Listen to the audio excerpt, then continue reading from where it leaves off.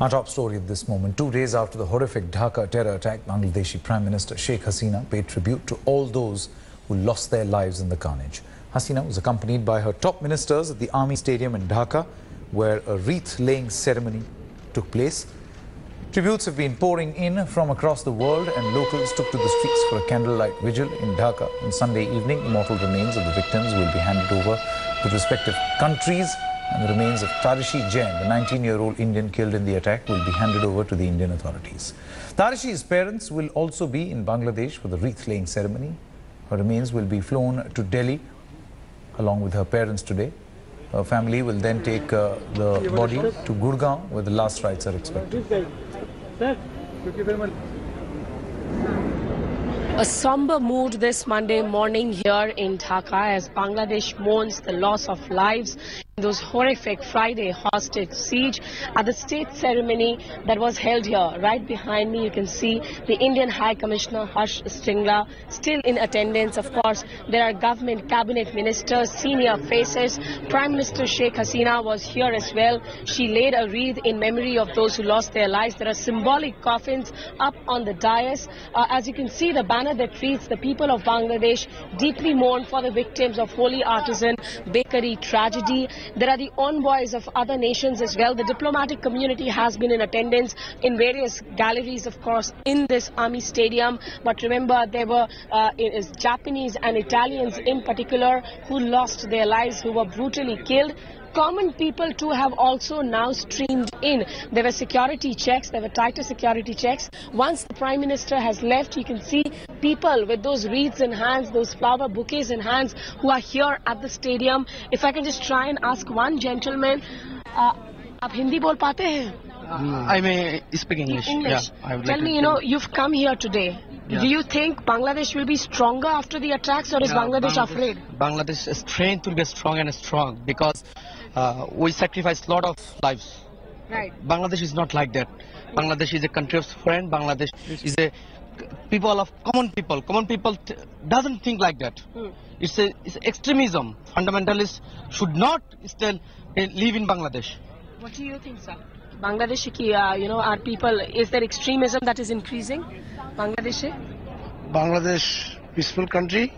Bangladesh terrorist no tolerate.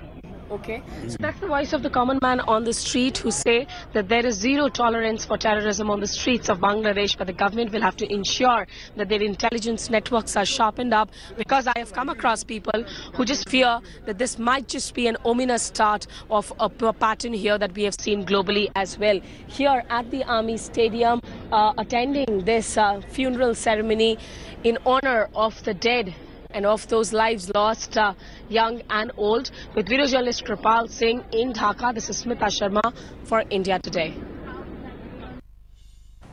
Now, even as Bangladesh reels under the carnage executed by 6 terrorists, a Bangladeshi minister has claimed that Pakistan links have been emerged to the Dhaka attack. Before that, let's quickly play out a reaction from noted author of Bangladeshi origin, Taslima Nasreen. Many Bangladeshi people actually were silent when atheist and secular bloggers and writers were hacked to death, and government, instead of taking any action against the Islamic fundamentalists or Islamic terrorists who killed all those bloggers, took action against the secular bloggers. Secular bloggers were arrested, imprisoned, and now out of fear, many secular atheist bloggers left the country.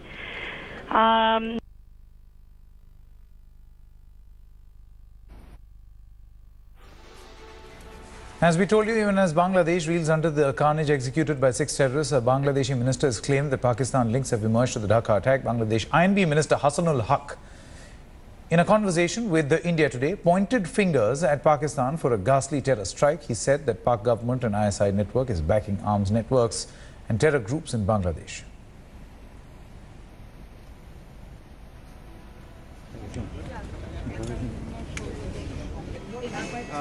8 from 8. These for the last 7 years, the recent times when a few diplomats were thrown out of the country because of direct proof of link with the terrorist networks of financing and supplying arms. So I directly blame that the Pakistanis are poking their nose inside Bangladesh and that is out of the diplomatic manners and values.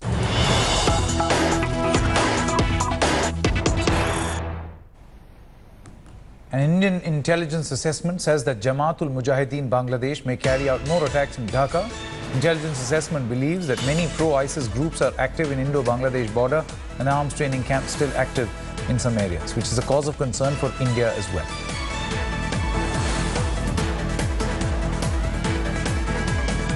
So now, 3 days after Bangladesh capital Dhaka was reeling under the terror attack, and it's still recuperating from that particular attack, still trying to get back on its feet as far as that attack is concerned. Now, latest concern here by the Indian agencies that there could be a possibility where pro-ISIS groups are active on the Indo-Bangladesh border and they could carry out more attacks in Dhaka. Kamaljeet Sandhu is on the phone line with us. Kamaljeet, how likely is that these groups could also unite against India?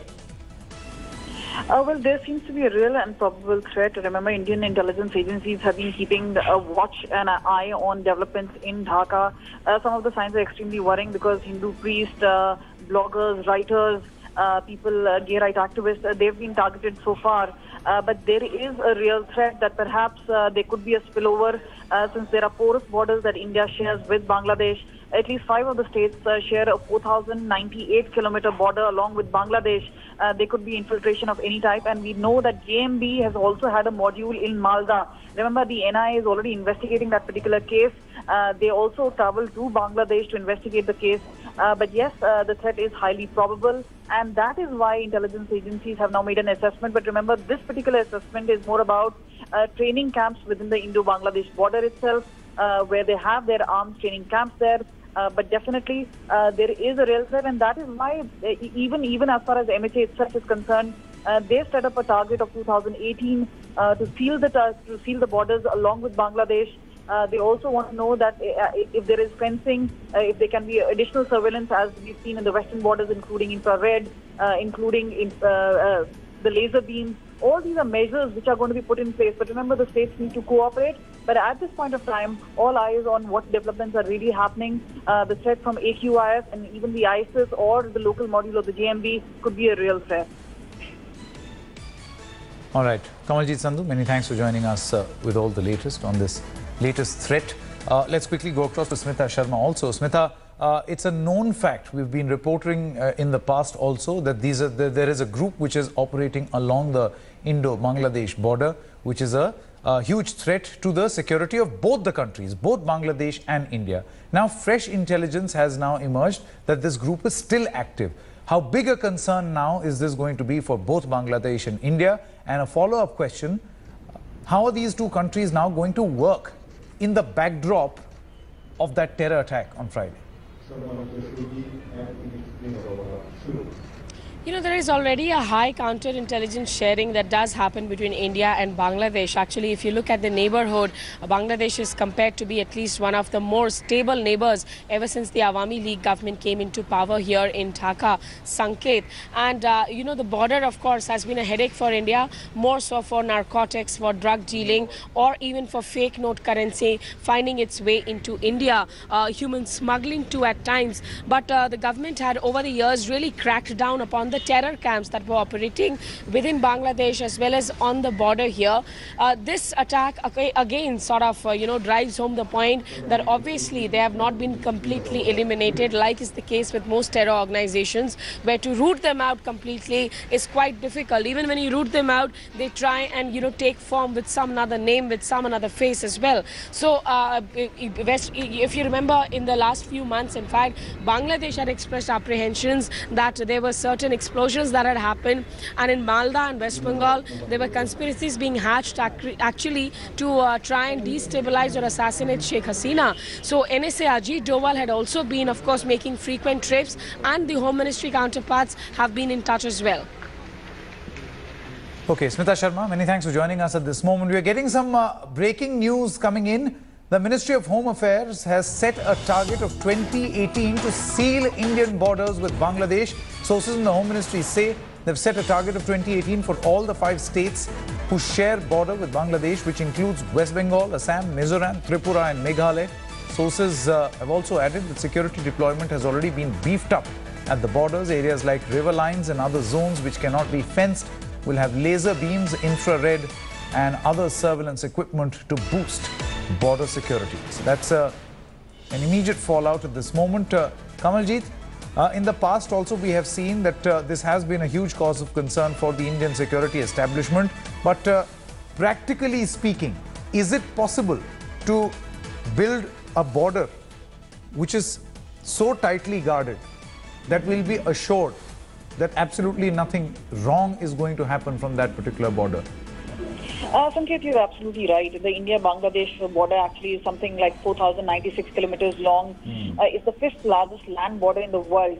So obviously there is a major concern that there could be, and this has always been porous, so that is why whether it's Assam and even during the elections, the assembly elections, this was a huge point as well. But remember, there has been a lot of effort by the MHA and generally with the inputs coming in that this is a border security which needs to be actually extremely tight and needs to be sealed. And that is why now there are furious attempts, and we already know that the MHA has taken meetings along with states like West Bengal regarding Tripura, Mizoram, states like Meghalaya as well as Assam are really left. The DGBSF, we've been told, will be submitting its report on the Assam border itself. But remember, considering what has happened in Dhaka, the threat seems real and imminent. A high alert has already been sounded on the Indo-Bangladesh border. But this is something which has been a work in progress. This has nothing to do with what has happened in Dhaka. But yes, they will keep it in the back of the mind that perhaps as far as elements like these, extremism has been on the rise. There could be a spillover to India, and that is why more efforts need to be put in as far as the Indo-Bangladesh border itself is concerned.